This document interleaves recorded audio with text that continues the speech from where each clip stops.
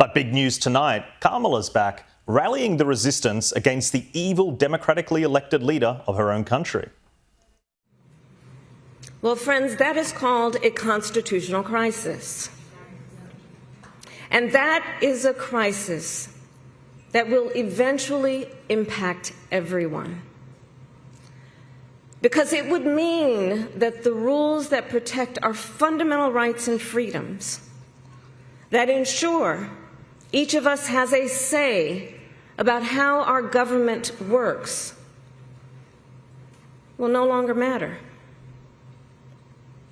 And if that happens, the one check, the one balance, the one power that must not fail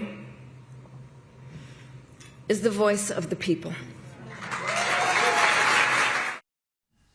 It was good to see Kamala Harris take a break from selling timeshares on the Gold Coast, and her resurgence appeared to send shivers down the spine of the Trump administration. Just to add on the Kamala Harris point, I think I speak for everyone at the White House. We encourage Kamala Harris to continue going out and do speaking engagements. Well, joining me this week to discuss is the president of the Centre of the American Experiment, John Hinderaker. John, thank you so much, as always, for joining me. Kamala's back. They don't seem too perturbed by her resurgence, though. No, that clip you just showed of Kamala Harris brings back a lot of bad memories, doesn't it? She talked there about the voice of the people. Well, the voice of the people told her, Kamala, it's time for you to retire. And we all hope that's what she will do. But I will say this, to be fair, I think the position that she has in mind to run for is governor of California.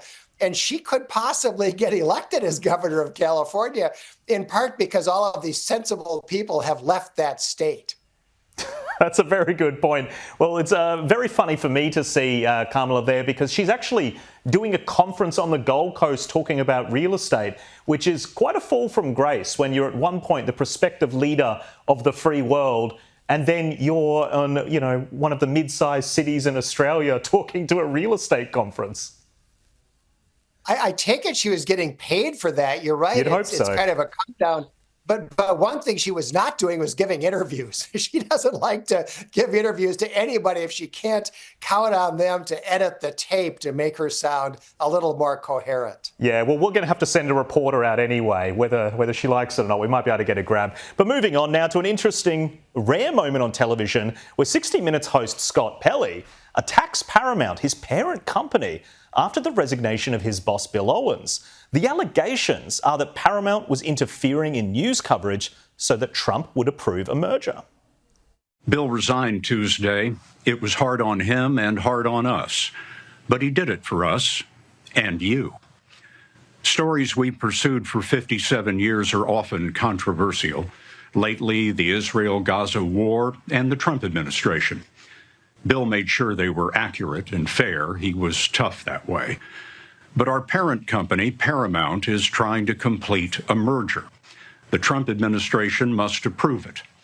Paramount began to supervise our content in new ways. None of our stories has been blocked, but Bill felt he lost the independence that honest journalism requires. Now, Pelley can try and act with moral superiority, but what they've failed to tell audiences is 60 Minutes doctored a Kamala Harris interview in the middle of the campaign to try and make her rambling answers look better. The work that we do diplomatically with the leadership of Israel is an ongoing pursuit around making clear our principles. Well, let's start with this. On this subject, the aid that we have given Israel allowed Israel to defend itself against 200 ballistic missiles that were just meant to attack the Israelis and the people of Israel. And I think that is the most recent example of why what we do to assist in their defense around military aid is important.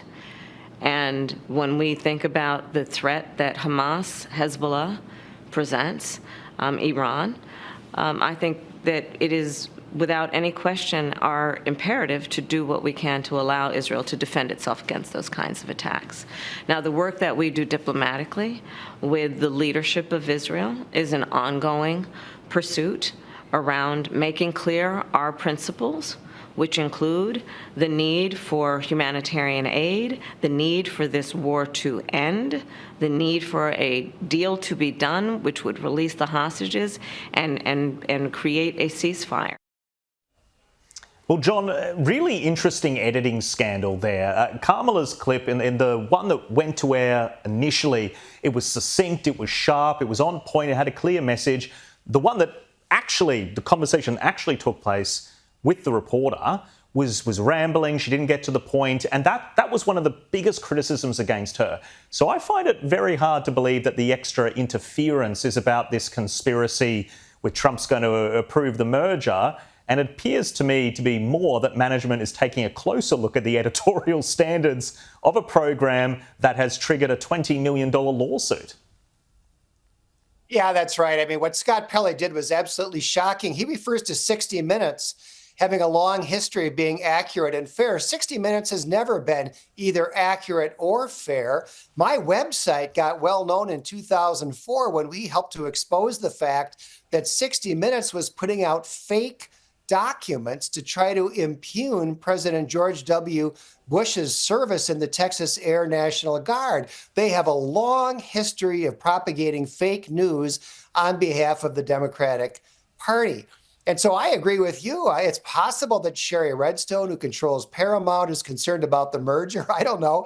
But I would say it's at least equally possible that she's generally appalled at the low journalistic standards at 60 Minutes. Moving on now, Donald Trump sat down with ABC News this week to field questions about the global perception of America. And it went about as well as you would expect. Do you think the reputation of the United States has gone down under your presidency? No, I think it's gone way up, and I think we're a respected country again. We were laughed at all over the world. We had a president that couldn't walk up a flight of stairs, couldn't walk down a flight of stairs, couldn't walk across the stage without falling. We had a president that was grossly incompetent. You knew it, I knew it, and everybody knew it, but you guys didn't want to write it because you're fake news. All right. Thank you. And by the way, ABC is one of the worst, I have to be honest with you. Thank you.